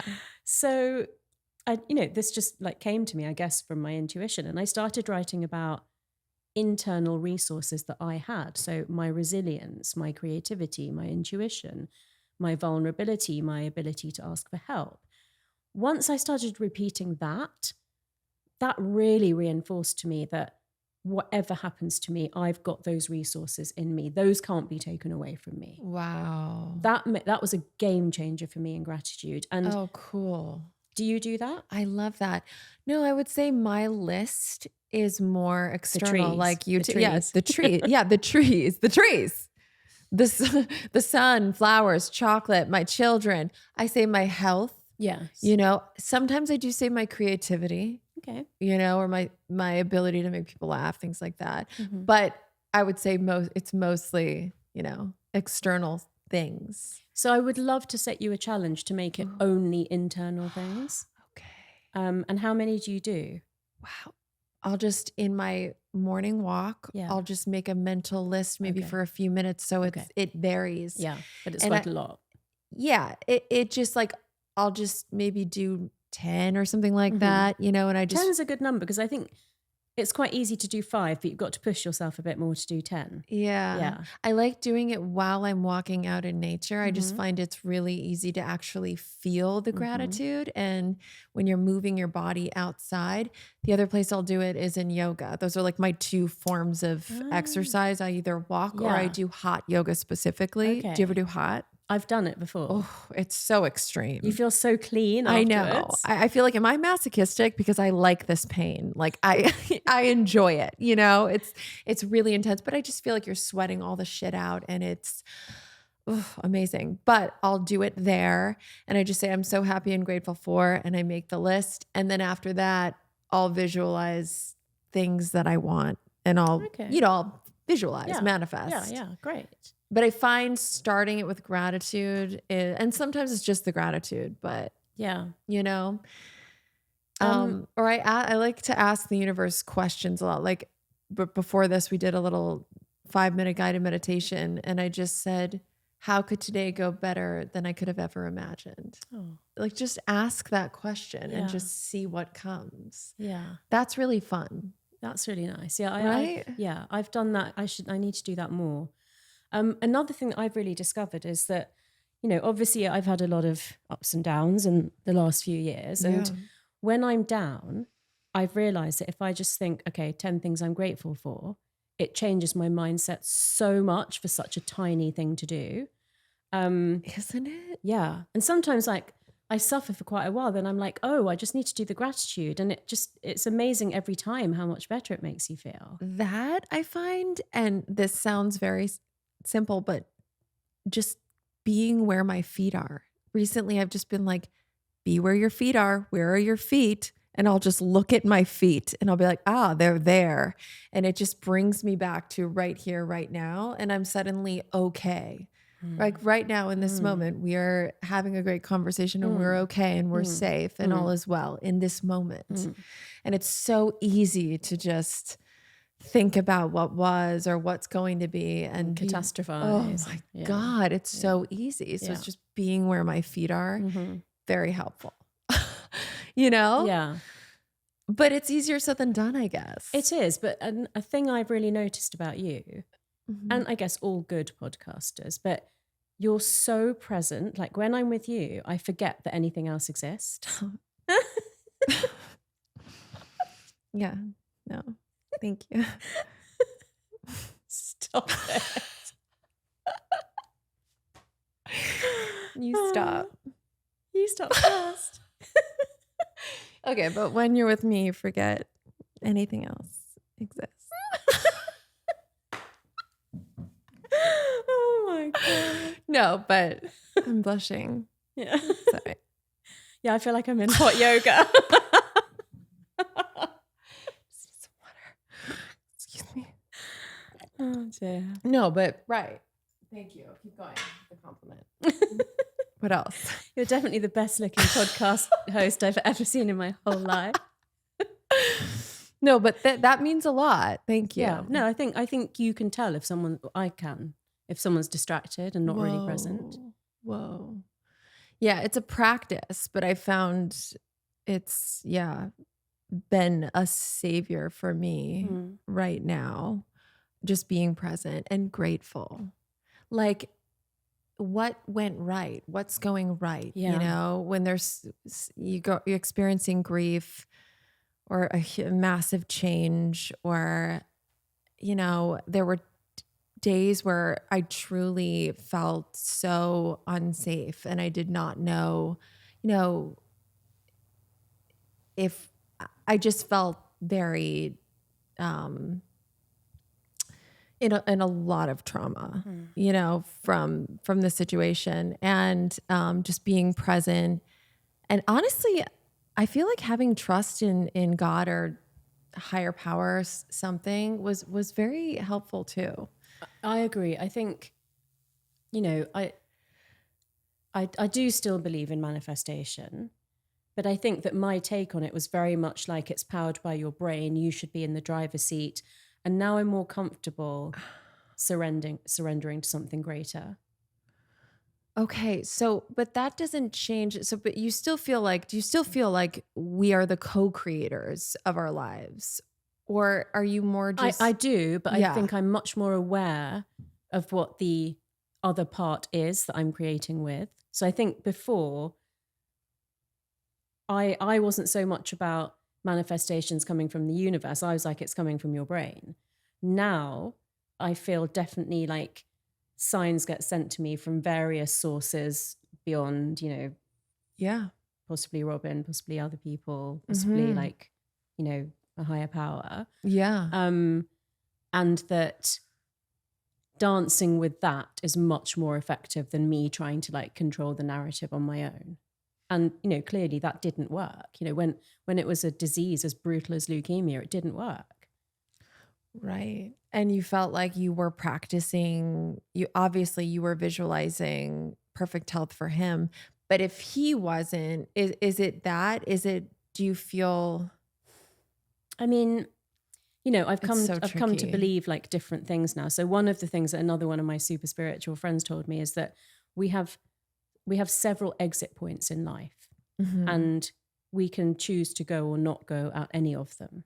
Whoa. Yeah. And of course, when she told me this, I said, but like Robin would never leave me. Like, why would he ever leave me? He would never want to. He always said to me, I want to be married to you for 30 years. I want to live till I'm 100. And, you know, I love our life together. And so like, if he had a choice, it doesn't make sense to me that he would go. Although, I mean, his suffering was intense. And she said to me, ask him. And I literally, that's one of the few times I did actually have a conversation. And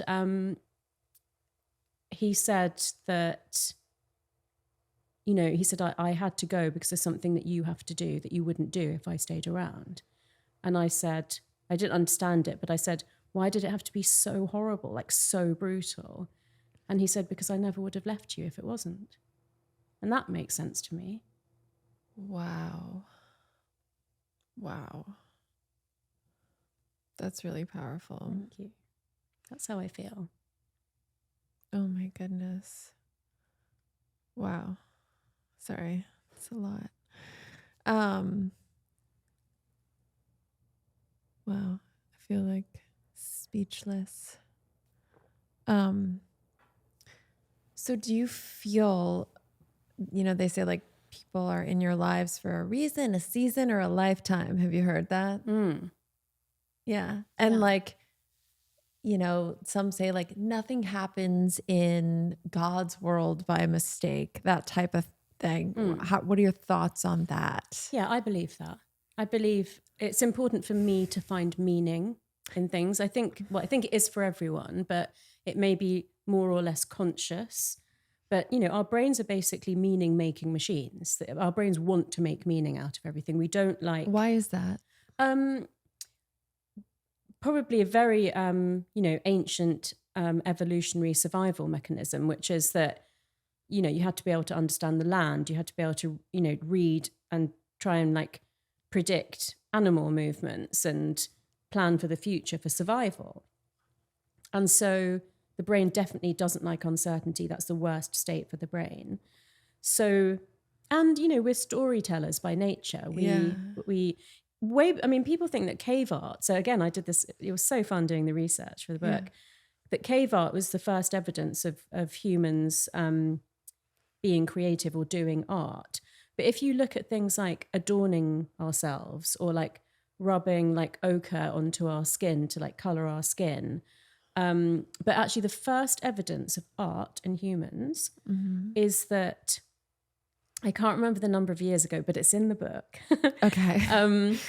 That we made tools that were more symmetrical and beautiful than they needed to be to do the job that they were for. Whoa. Yeah. Wow.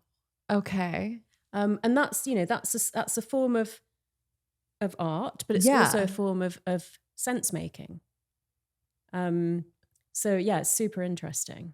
Wow. Okay. So then in a case like Robin's, he did what he was meant to do on this earth, and it was his time. And you believe that? I believe that, and partly I accept it because my very dear friend Alice, who had by the time I met her years ago now, had already lost her father and her older sister. And I'm the age that her older sister would have been if she'd still been alive. So we've got like a real bond there. She said to me that as painful as that was, she at some point accepted that that was her sister's journey. And I remember when she told me that, I was like happily married to Robin and I hadn't really had any major bereavements, thinking, I'm not sure how I could get to that place if I lost someone, you know, that I really loved who died like so much before their time. Yeah. But because she told me that, I was aware of it. And so there came a time where I also could say, you know, it's absolutely tragic to me and it's not what I wanted, but I accept that that was his journey for whatever reason. Yeah. And that, I do feel that more peace comes with that than if you just keep always thinking this was so unfair and why did it happen to me? And, you know, I can easily see how somebody would feel like that for the rest of their life, but I knew I didn't want to be like that. Yeah. I wanted to be grateful for everything that I've got. Yeah. And just take that experience for what it was. And it was perhaps meant to be for that length of time. And then now you have this new journey and there's so much uncertainty. And how do you feel about that? I don't consider it like uncertainty. I think of it as like potential and and it's exciting. the unknown can be very exciting. Yeah. And so have you dated? No, but you're also the second person that's asking me this on a podcast. God damn it. Are you on the apps? I've never been on the apps. I think I told you that last time. Yeah. How are you feeling? Like, do you feel ready or want to date? Or is that, it sounds like you just have so much love in your life. I honestly feel like you have it all figured out. I'm not sure that's true. I definitely have a lot of love in my life. But, you know, it's not the same as having a romantic partner. It's not the same as having someone that you live with and you do kind of almost everything with. And I definitely haven't been ready. But equally, I know I'm too young to be on my own for the rest of my life. So I would allow love to find me. Yeah. You're not out there on the prowl. No. And also, can you imagine if I sat here and went, yeah, I'm out on the prowl? Like slide into my DMs after you see this. No. Slide in. And out and in and out. Okay. All right.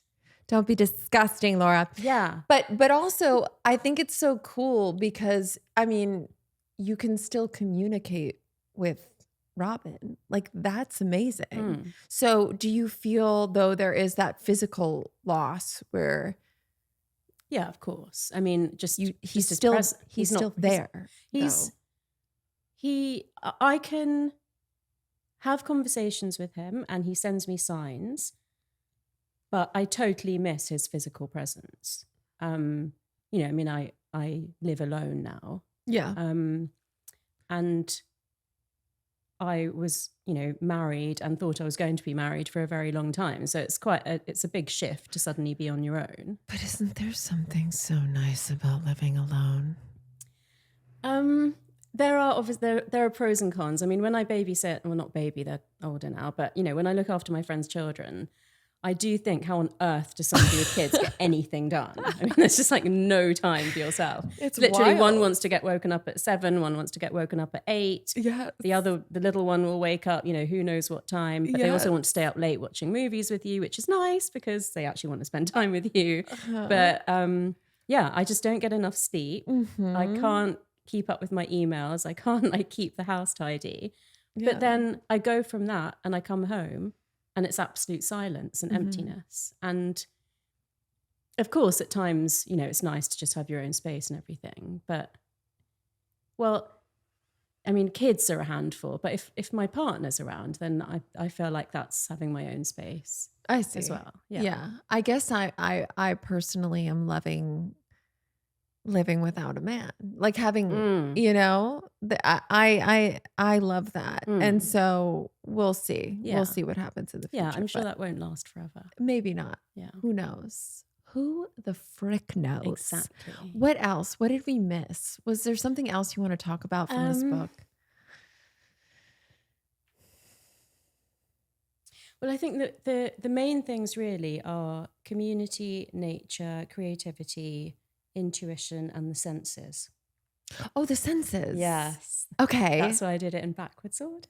Love it. So there's 5 senses, says most people. Yeah. But Tara says there's 8,000. Yeah. No, how many? So I think most people do say 5, obviously, and that's what we're taught.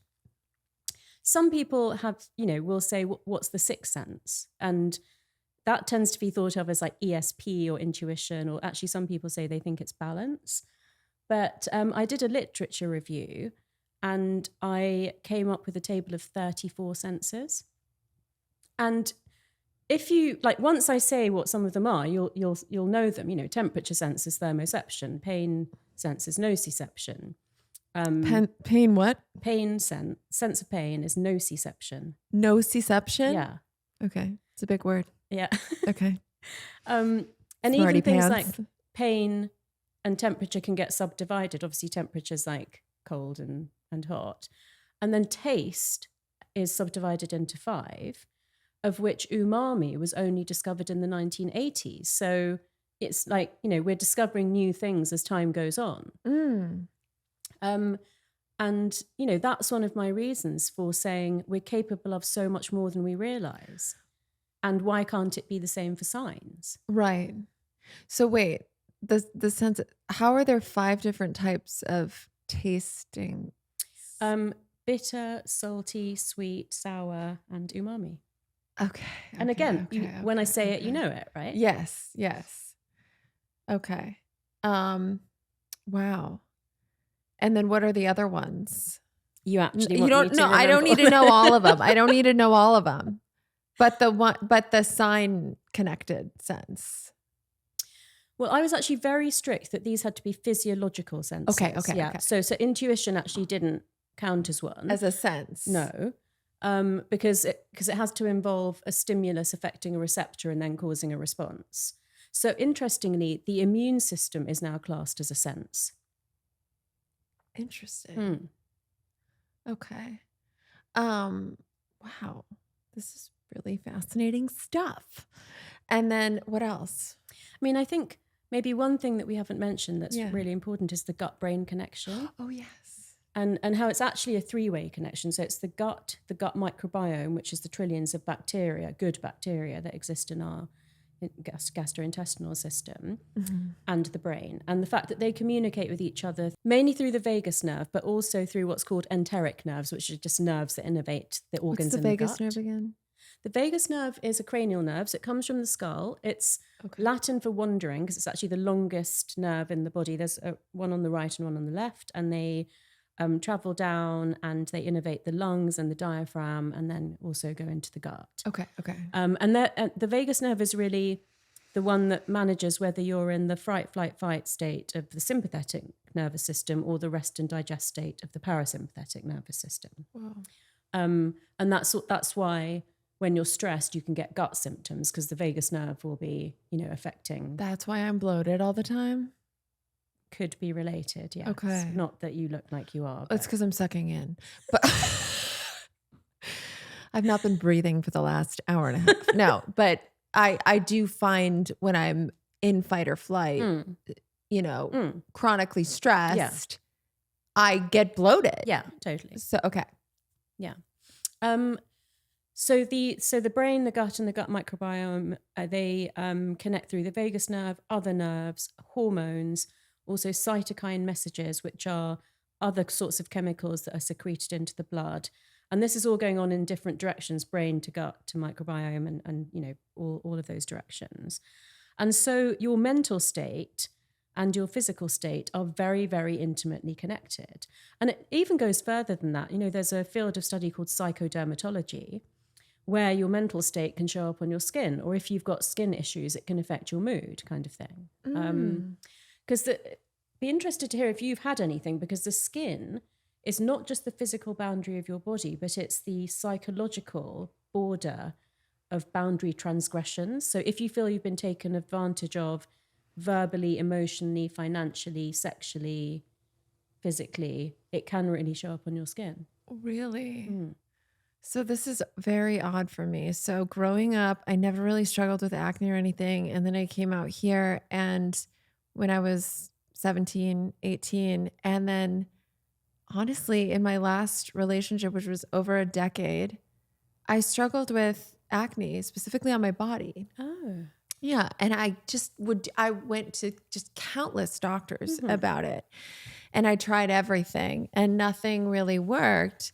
But I gotta say, in the last 6 months that I've fully gone like no contact, set firm boundaries, and really took action to protect myself and my kids, my back is clear. Seriously? Yeah.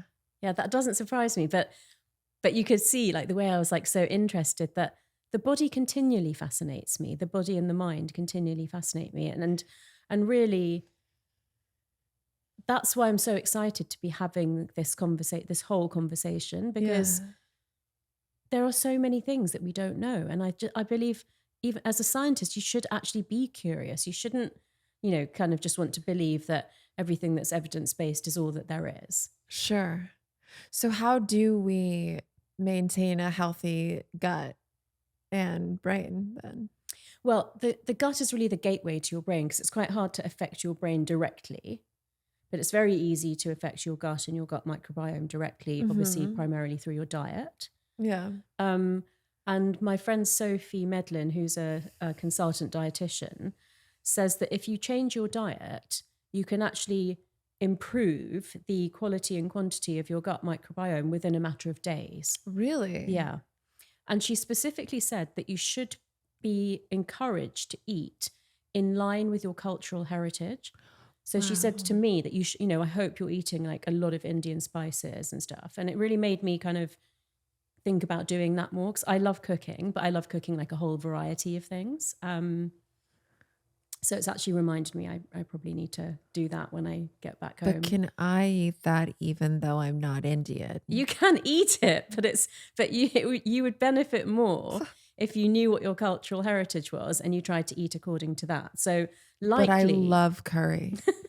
Well, saag dal is my favorite meal. I could make that for you. What? Yeah. Wait, what? Yeah. Are you serious? Yeah. You know how to do that? Yeah. Can you do it spicy? Yeah. Wait, you're here for another week, right? Yes. Please, just one time. Can you teach me? Yeah, of course. Oh my God. I taught my friend that lives in the Hollywood You have Hills. no idea. Like I don't know what it is. Maybe it's because I'm vegan that I crave the protein, So the lentil, and the spinach. Thing is, it's so easy to be vegan if you're Indian. I know. That's why I love Indian food. Aloo gobi? Roti bread? I can't make the breads, But you can make aloo gobi? Really? it literally Chana masala. easily. What? Easily? Yeah. Oh my God. This is incredible. Just, you got to teach me. Cause I go and I'm like, there's no way. And I cook, but I just, for whatever reason, I could not do it like this. Really? It's incredible. So I need to find what my people ate. Yeah. Have you done any Potatoes? Irish. Irish, French, and Swedish. Okay, so potatoes, butter, and salmon. I mean, all right. I guess I could. What do they eat in Sweden? No, but salmon Is that what y'all eat? Salmon? and shrimp. But I don't eat fish. Oh, yeah. You know? I know. They've got to have some plants that they... Yeah. Well, I think dill's very famous, well known in Spain. Dill? Yeah. I'm just going to live on dill and potato. You need a good variety. You should ideally be eating 30 different plant species a week, but that includes spices and black pepper and coffee and dark chocolate and stuff like that. And if you eat a green bell pepper and a yellow bell pepper, they count as 2 different plants. Okay. So that variety, and then fermented foods like kimchi, sauerkraut, kombucha, kefir. If people want to take a probiotic, then I'm actually quite for that. I take one myself, especially when traveling. And do you take supplements? I take a probiotic supplement. Yeah, I do. But is that the only supplement you take? I use magnesium. Those are my 2 bare minimums, is probiotics and magnesium. Do you find magnesium helps you to sleep? You'll take that at night, or? I sleep really well, but it actually has like over 300 functions in the body. Really? That are underpinned by magnesium. So mood, neuromuscular junctions, sleep. Okay. So I take it as a general. Most people are deficient in it. I actually had some blood testing done recently and I wasn't deficient in it, which I was kind of surprised to find out. But I bathe in the flakes like 3 to 5 times a week. You bathe in that? Really? So you put it's like a bath salt, but with magnesium? Okay. That's right. I actually have some. Oh, yeah. Yeah. And I'll put it in my kids' bath to calm them the down. Yeah. But I don't do it for myself. You should do it for I need yourself. to calm the down. I know. Yeah, I know, Laura. Yeah. Okay, well, what if there was one thing you could leave our viewers with, what would it be? Well, obviously, there's a broad range of topics that we've discussed, but the one that I'm really into now is signs. And so the easiest way for people to receive a sign, if they would like to, is, particularly from a lost loved one, is to think of a really fond memory that you had with that person, or a joke that only you and they would get. And then decide on a symbol that represents that memory or that shared joke, and ask the person to send that sign to you, and then wait and see what happens. Now, when you first start out, I think that's as far as you should go. What I do now to give myself more certainty, and I think you asked me this before and then we started talking about something else, was if I feel like I need to be sure it's not a coincidence, I'll say I need to see it 3 times within a certain period of time, like this week or in the next 24 hours or by 11:11 tomorrow, whatever it is. And my friend who shares some of the similar signs to me, she says that if she walks out of her usual way and then comes across one of these signs, it's more meaningful. So if it's somewhere that you kind of know that you might see something like that, that doesn't really count. Yeah. And it's up to you. If you see something, if you're really like, show me guacamole, and then you go to the El Polo Loco. Yeah. That doesn't count. No. All right. But okay. So go out of your usual way. Or, if you don't ask, but you see something like the red dragonflies, then it's appreciating that that's a sign and looking up what it means and just bringing that into your life. Yeah. Just being open. Yeah. What was the thing about the figure 8? Well, in the source, I wrote that I had been noticing there were actually some adverts on the tube, which is the underground train, that was in a sort of figure of 8. And for some reason, I don't know what, this was more my intuition, I think, than signs. I had written, if I see 3 infinity symbols, then the person I'm going to marry is already in my life. Now, I had met Robin, but I had no way did I think I was going to marry him. Wow. And then I saw an elastic band in the figure of 8 on the pavement. Then I flew to Turkey to speak at a conference. And this was when Robin was still bugging me every day, saying he was afraid for me to go to Turkey because I was having bombings and things like this. And I was like, I'll be fine. Yeah. And I went there, and one of the guys who was speaking at the conference, his wedding band had an infinity symbol engraved in it. And then I came back to London, and I was sat on a really crowded tube, and there was a woman standing in front of me, and she had a small gap between the bottom of her jeans and the top of her sneaker, and she had an infinity symbol tattoo in that tiny gap on her ankle. Whoa. So I recorded all of these. Wow. This was kind of like February, March. Oh my God. And then in November of that year, I got engaged to Robin. And so you knew at that moment, okay, it's someone that I know. I didn't even really know. I don't even know why I wrote such a thing. But Yeah. It's just, it was, my conviction was that this would be true if I saw these 3 symbols, which I then did in quite, interesting ways. Wow. And then I started obviously dating Robin, and then we got engaged like 6 months after we started dating. Wow. Yeah. That's incredible. Where can everybody find you? I'm most active on Instagram at Dr. Tara Swart, where we're friends. And in the link in my bio is all the different ways that you can order or pre-order the book, because there's various booksellers in the UK and the US, and I just want to be as fair as possible. So people have lots of choices. Yeah. And you did an audiobook as well. I have read out the audiobook. Great. So then when I have my book club and it's your book club month, will you do like a Zoom little 30-minute something? Yeah, okay. Fun. Okay, yay. I cannot wait. I'm so excited. I'm so you. excited. It's such an incredible story. And thank you for being so vulnerable and open. I feel like you are helping so many people and validating so many people's experience. And I think it's especially important coming from you. Thank you. Yeah. Yeah, it feels, I am very private, and I needed to take my time to heal, but it feels like I'm in my full authenticity now, actually being able to share this with people that are so lovely and supportive of me. So yeah, it feels really good. Does it feel healing to be so open? Yeah, it does actually. Yeah, I feel really relieved. Yeah. I love that. Thank you. You're amazing. Thank you for coming on. You are too. Thank you. Hi, God.